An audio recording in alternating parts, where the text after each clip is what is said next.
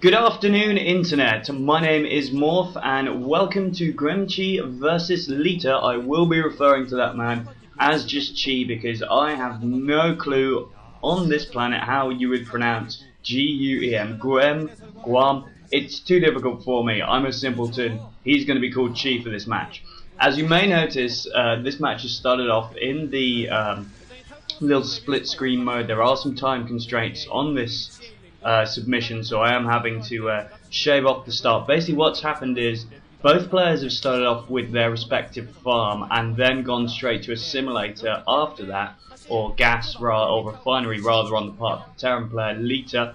Now Chi has gone for a slide gateway above his simulator, which is also where he placed his pylon initially, so in case there's an early scouting it will be to him. There's no barracks yet down for Leta, and that's what's gone on so far. Now, some of you may be watching this video and coming in the exact right direction there with the scouting SCV and has seen exactly what is going on. Now, the reason why I wanted to cast this matchup is because some of you may be watching this because of the commentator idle nonsense. Now, there was a bit of, I got it slightly handed to me in the introduction episode, factory going up there for Leta, due to my opinion on maps in a certain game. So I thought, in a response to that, I would cast a match of my favourite map, which is this map, Tau Cross. Now, we've got that Dragoon out in the base of Chi, so we won't be seeing that scouting SCV for too long. That'll be going down to the Dragoon in no time whatsoever.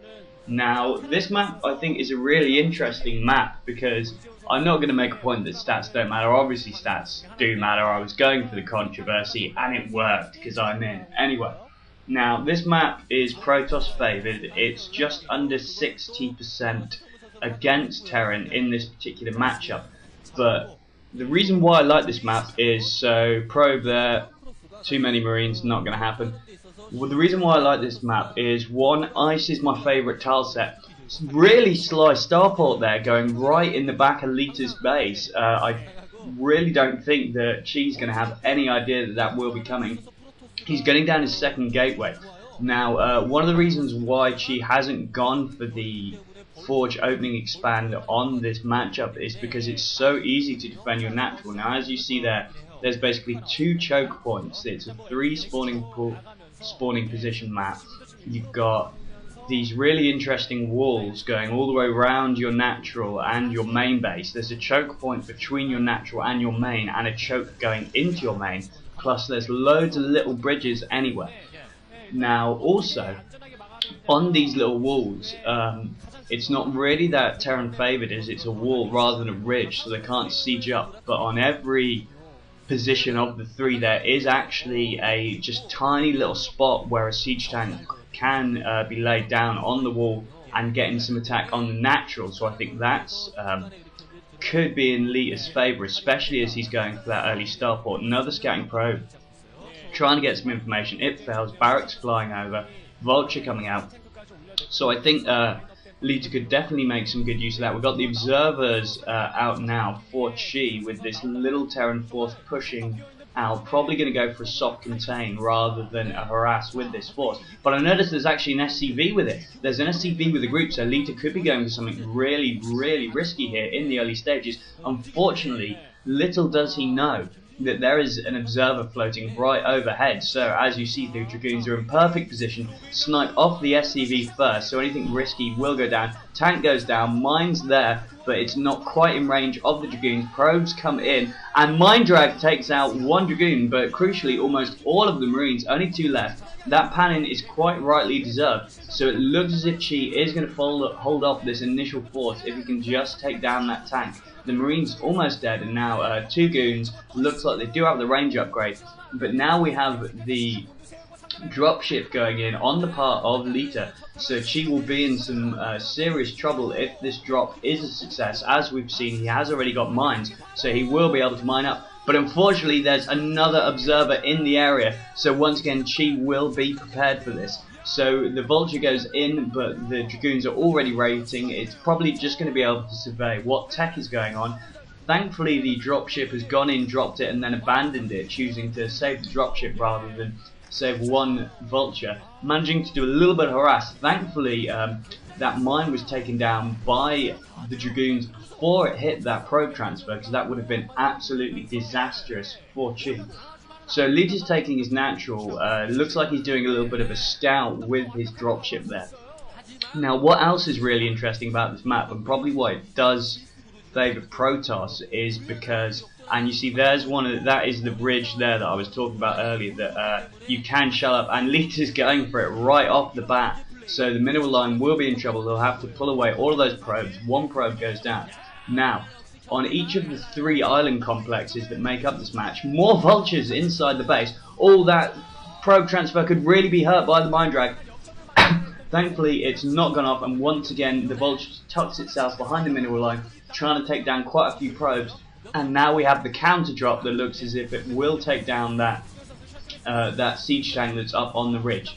Now, there's 2 other mineral patches on each island on this matchup, and they are just so hard to defend. Like, that's why, as I was saying a bit earlier before I got interrupted, but the fast-paced action of this map, that it's just so hard to defend them. So a Protoss who goes for their sort of standard, take their main, take their natural, stick with their main for a while, you know, the Protoss will stick on 2 bases for a lot longer, and I think that's probably why it's favoured. So now we've got a Wraith out there. I don't know if stealth has been researched yet. Oh, and the observer in the base. No missile turrets yet, so Chi knows exactly what Leta is doing, and Leta is now coming in for a drop of his own. No anti-air to deal with it other than that one Wraith, which hopefully will be able to take down the shuttle. Zealot bombs going off, doing a mine drag. Oh, tank and quite a few SCVs go down to that Reaver, and now even more going down, with Dragoons knocking on the front door, trying to take down that barracks, and quite rightly there's yet another panning of Leta. He is, oh! Reaver taken down. The Korean commentators absolutely love it, but the front door has been broken. The front door has been broken. The command center is lifting off, and this is terrible for Leta. He's lost his natural expansion. It's going to be 2 base versus 1 base economy. I think Chi really needs to focus on taking down that command center rather than taking down the drones. Taking down the SCVs. Sorry, needs to pull back a little bit, as he's quite wisely doing. And now he is attacking that command center. Hopefully he will be able to take it down. And now claiming the 3rd base, setting up the nexus there. So that's wonderful multitasking there. Finally, the probes get back to the natural expansion and start mining on it. So SCVs repairing the command center. Engineering bay going up. I think Chi really needed to commit to that a bit more, rather than although I did say he needed to pull back but still attack, you know. Now basically Leta's been able to completely repair his command center, and once he deals with this little Dragoon force, he will be able to push back. But nevertheless, Leta is in some serious trouble, just going in with 3 vultures, getting the run by, and beautiful, laying down some mines by the mineral line. Few probes going down. Actually, another probe goes down, and yet another probe goes down. So many probes going down to this little vulture harass. So good on the part of Leta, mining up the area around the gateways there, and obviously Chi does have observers. Oh, and just so many probe deaths to these vultures, and shutting down the main base's economy, and even being able to attack the main nexus, because all of Chi's Dragoons are here making sure that Leta does not retake his natural. Thankfully he does have that 3rd base going up. Now the using a pylon there to block it up, but now even at the 3rd base there's another sly vulture there, and this is beautiful play from Leta. This is exactly what you need to do as a Terran when you are in a low economic position. You need to just harass with vultures, and if you have good vulture harass, you can take back so much. And now the panning's on Leta. Now the panning of doom is on Chi, sorry, not Leta, on Chi. Chi is the one who is getting the extreme close-up of doom. Leta has blocked himself off with a supply depot, and it looks as if this Dragoon force is going to abandon it. Chi hasn't been able to reinforce his troops because he's been having to deal with this horrible vulture micro, and now not being able to defend the natural expansion because of that pylon blockade that he made earlier. And just so many deaths going down to these vultures. So cheap, so effective, and just seriously hurting Chi's economy. his economy's probably been hurt even more than Leta's overall, as he's lost so many probes. Oh, Mind Drag goes off, takes off one of the Dragoons. So yes, this is a supreme play from Leta. You know, I'm not one of the... I think Leta is definitely one of the sort of great Terran hopes for the future. I think he's one of the hot players that have emerged in the past year or so, and this is exactly why. Taking advantage of this little lull in the action, actually, so a dropship there being followed by an observer.